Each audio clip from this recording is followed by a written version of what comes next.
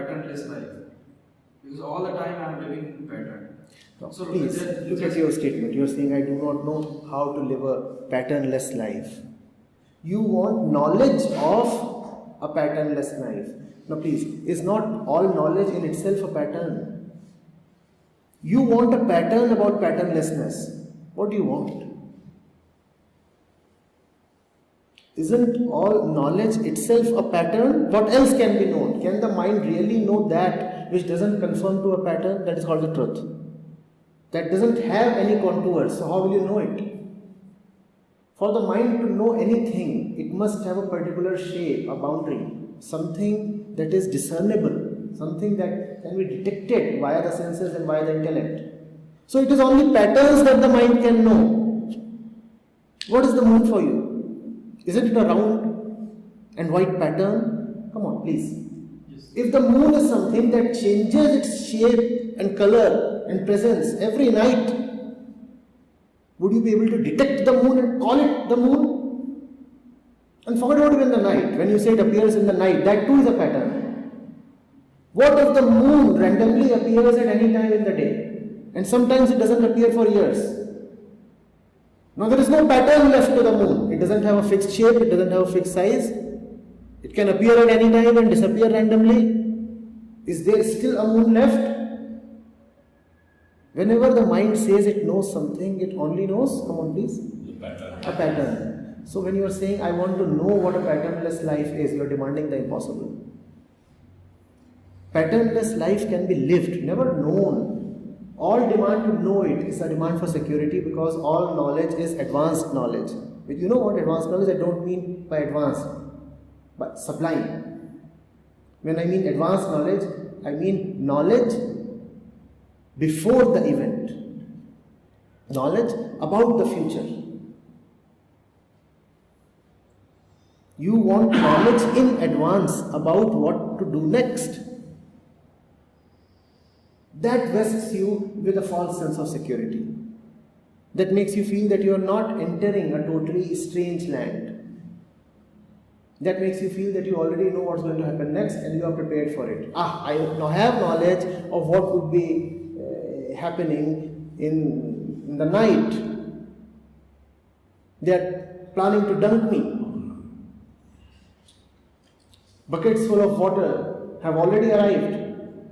Now when you have this knowledge, what do you do with this? You escape.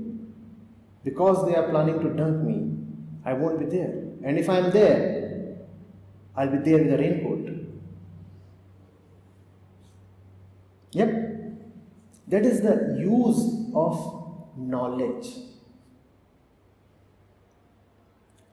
The really fearless ones do not demand that. All desire for knowledge is desire for security. For security, nothing else. You want to be assured. You want to be assured. And that only shows how uprooted you are. Otherwise, what is the need for assurance? And security comes from fear. Security comes from the desire for fear. Oh, yeah, of course. It's fear of living. But why do we keep demanding so much of security? Because we are afraid of our own disloyalty. We are like kids who have been living in a beautiful palace, where anyway all the security is there. But we have wandered away. We very well know what we have done. But we are still adamant that we will continue to be away from home, we will continue to wander in the jungle. Some kind of stinking pleasure this jungle provides us. But even as it provides us that pleasure,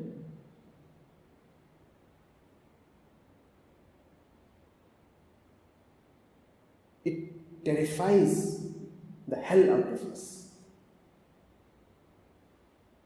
You very well know what all hazards lie there, but you are so enslaved by your desire for the jungle pleasures, that you don't want to return to your native place, to your ancestral home, the ancient home. Do you see this? Now, when you are in the jungle, obviously you are afraid. When you are afraid, you want security. When you are in the jungle, you are afraid. You can have total security at any time. All you need to do is give up and return. Total security is there.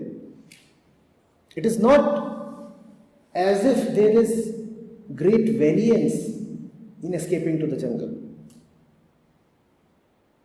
If you really have guts, you should say, we have left the father's home and we have come over to the jungle, and now we do not want any security. But having come to the jungle, we keep on demanding security. That is very dishonest.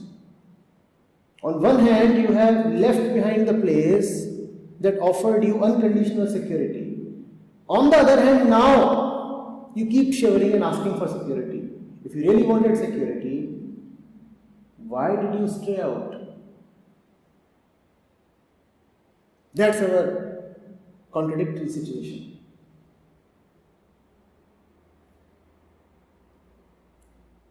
We do not want to take what is on offer. We reject it, refuse it. And when the consequences hit us,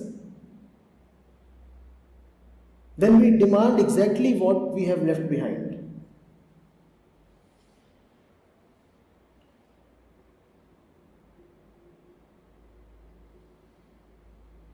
Is that clear? So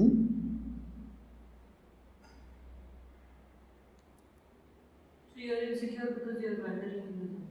You are wandering in the jungle. You are insecure because you have refused security. You are insecure because you have refused security. Your insecurity is your own personal earning. It's not that we are like scared of future more than presence. Like you can be scared of presence. You can be scared only the illusion of future.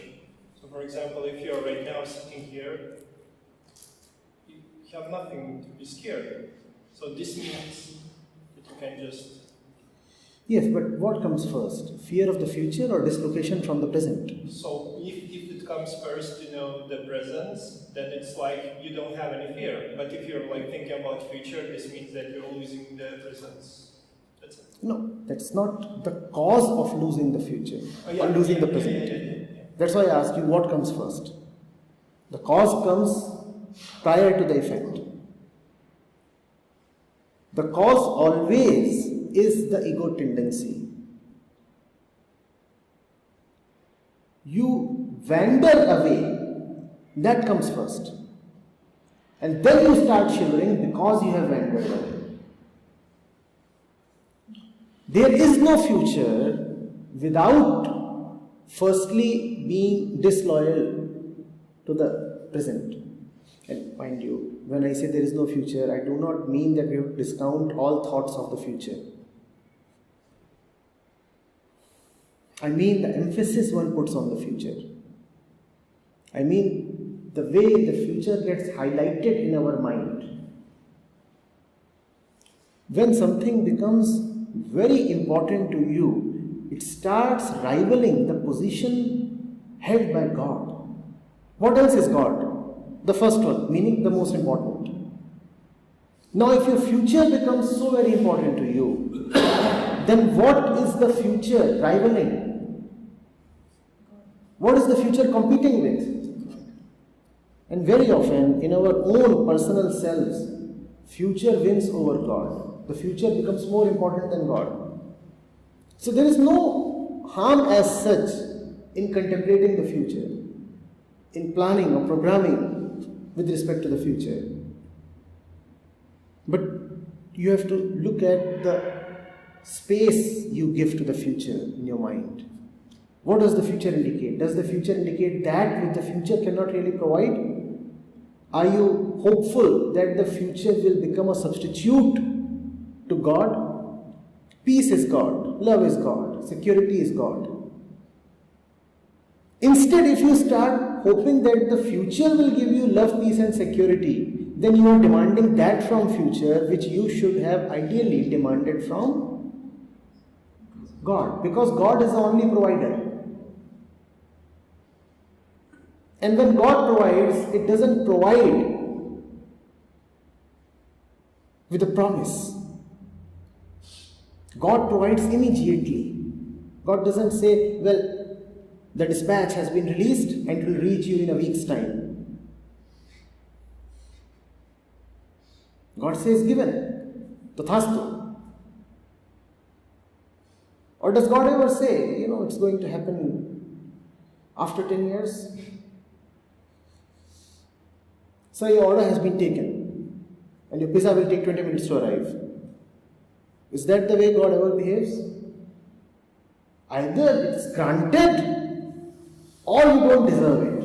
And if it's granted, it's granted. Done, finished. Tathastu. So be it. Kun fayakun. Let there be light. Or did he say, let's arrange the light? What does he say in the Bible? Let there be light, or let's prepare the lights. That's the thing with God. He likes it quick, real quick. Baby, if we are going to have it, why not have it right now? Why do we postpone it?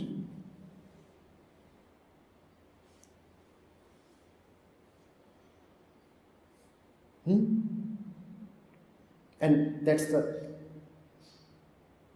also the test of godliness in your life. That which is real will be so urgent and so demanding that you won't be able to postpone it. If you are able to postpone it, it's not real. Godliness possesses you, takes total control of you, makes you behave in the maddest of ways. You do it right now. Yeah, like someone thirsting for water.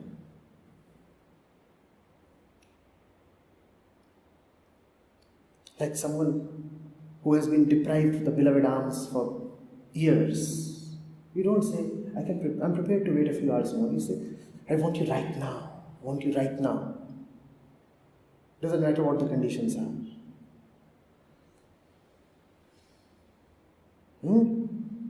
Sir, I don't know how to present it, but one feeling which I am getting right now, that I want, means there is an acceptance that yes, I have it. Now I have it. But there is a friction in the acceptance that no, you do not accept, otherwise there would be a problem. Do not accept. So there is something which is restricting me to accept, but I know inside that I have it. Then again there is a question is coming, it's because in this hall I am sitting and you are speaking, and in very moment I am, that's why this thought is arising, or it is there. So it can be the cause of restriction. The second thought can be a cause of restriction, which is saying to me, no, don't accept it. But there is something inside which is propagating me to no, accept it. See, it doesn't matter if it strikes you only in this environment.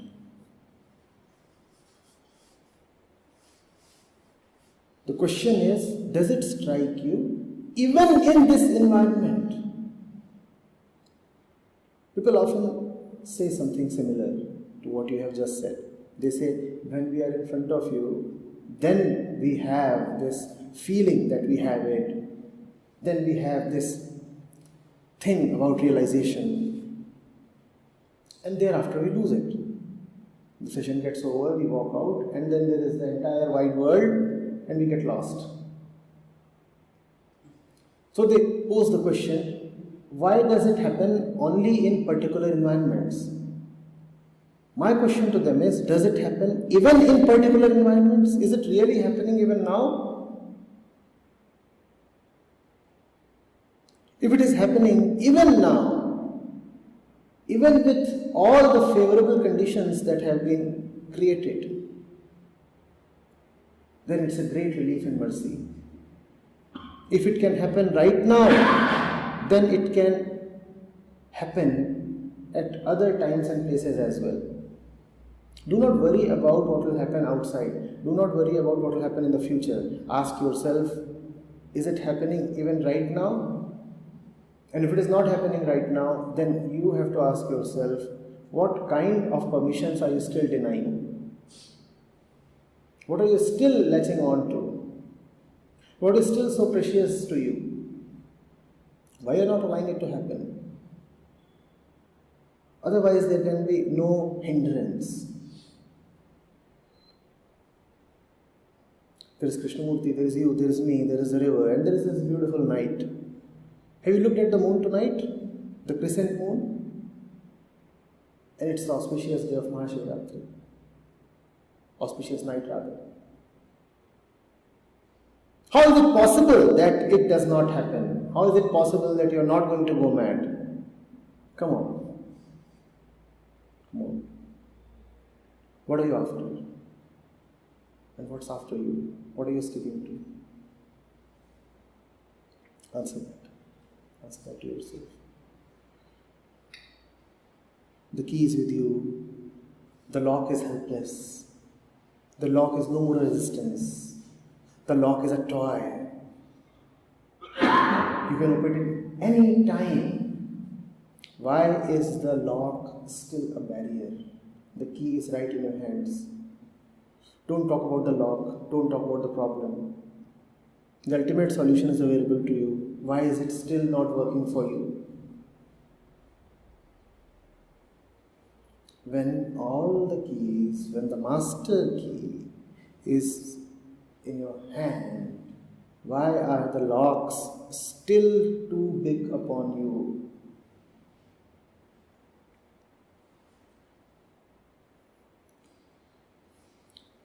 Please.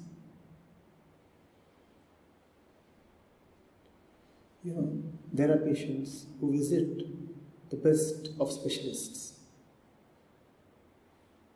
who dutifully take the prescriptions, who even go to the counters and buy the medicines, and then they won't take the medicine. You have to tell me, why is the disease still existent? Why is there still a problem? The doctor is there, the prescription is there, the medicine is there, the treatment is there, the diagnosis was done long back. The moon is there, the river is there, Krishnamurti is there, Shiva is there, you are there, and I am there. Why are the locks still there?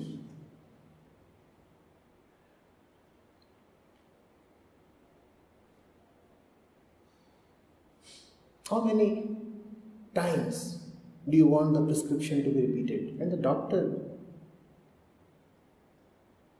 is as tired as he is fun-loving. He is tired of writing the same prescription over and over again. But he also loves the game. You know what? All his prescriptions contain only one small word: me. That's what he prescribes to you, himself. He asks about you, all your personal details. And then he writes, what do you need to take? What do you need to take? Me. You forget to take the medicine. You refuse to let God in. You refuse to be penetrated. You refuse to be the right host. You refuse to make space for Him. And then you again visit the doctor and ask the problem. Can you prescribe something? It's become a ritual. You visiting the doctor, he writing the prescription, you failing to execute, and then the visit, and then the next time, and then the next session. And then the next reading, Divya, show the last prescription. Oh.